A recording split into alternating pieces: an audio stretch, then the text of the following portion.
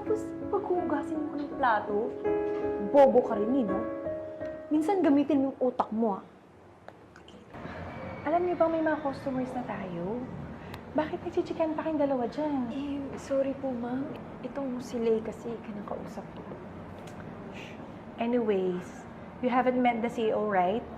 Darating siya mamaya para pumili ng bagong manager.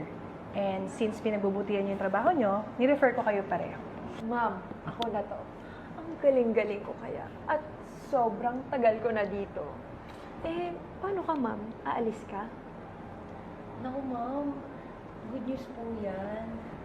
Teka lang, ma'am. Bakit po pipili siya ng bagong manager? Actually, lilipat niya ako sa bagong tayo niyang restaurant sa Canada. And this is what you get kapag mas pinagbubutihan niyo yung trabaho niyo. Well, dapat maging manager muna kayo rito. Wow, talaga, ma'am. Grabe, ang galing. Ma'am, congratulations po. Deserve niyo po talaga yan. So, ayun nga. Well, I guess, good luck. At kung sino man yung mapipili sa inyo, advance congratulations. Okay, back to work. Oh, paano ba yan, Lay? Mukhang maiiwan ka ata sa pagiging waitress/cashier mo. Hindi pa naman nakapag-decide, sis. Seriously? Talagang umaasa ka?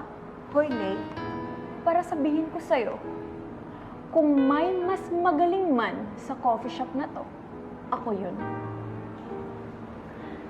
Sige, sis. Let's wait na lang. Talagang umaasa ka pa? Seryoso ka ba? Alam mo, hindi ko rin alam kung saan mo nakukuha yung kakapalan ng pagmumukha mo. Alam mo, sasabihin ko lang sa'yo, mahina ka at wala kang binatbat sa akin. Bobo ka pa. Kaya kung ako sa'yo, tanggapin mo na lang na ngayong araw, ako na ang manager mo. Diyan ka na.